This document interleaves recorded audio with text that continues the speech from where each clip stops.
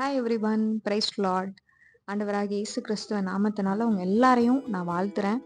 இன்னைக்கு நம்ம எதை பத்தி பார்க்க போறோம்னா, நம்மள நிறைய பேர் இந்த பாதையை கண்டிப்பா கடந்திருப்போம். இல்ல சில பேர் இந்த பாதையில இருக்கிறவங்களாவும் இருக்கலாம். ஆண்டவர் உணர்த்துற காரியத்தை நான் உங்களோட ஷேர் பண்றேன்.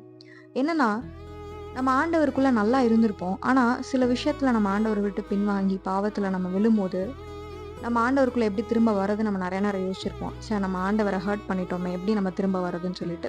இதே நிலைமையில தான் அப்சலோம் இருந்தான்.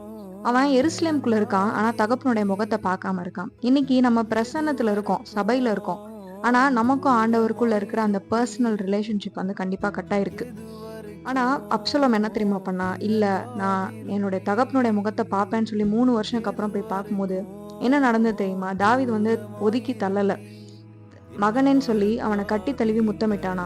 அதனாலதான் ஆண்டவர் சொல்றாங்க, பொல்லாதவர்களாகிய நீங்கள் உங்க பிள்ளைகளுக்கு நல்ல ஈவுகளை கொடுக்க அறிந்திருக்கும் போது உங்கள் பரமபிதா உங்களுக்கு அருளாதிருப்பது எப்படி?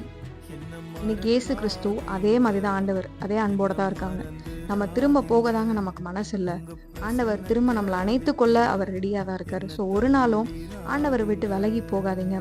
இன்னொரு காரியம், உலகம் எவ்வளோ ஜட்ஜ் பண்ணட்டும், நீலாம் ஆண்டவருக்காக நிப்பியா? இப்படி பார்த்த அந்த 12 பேரை தான் ஆண்டவர் செலக்ட் பண்ணி தன்னோட வச்சிருந்தாங்க. அந்த 12 பேர் தான் உலகத்தை கலக்குறவங்களா நின்னாங்களாம். நம்மளுடைய பாஸ்ட் ஒரு நாளும் ஆண்டவரோட ஊழியத்தை செய்ய ஒரு தடையே கிடையாது. ஆண்டவரே அப்படி பார்க்காத போது மனுஷங்க பார்க்கும்போது நம்ம ஏன் அப்படி பார்க்கணும்?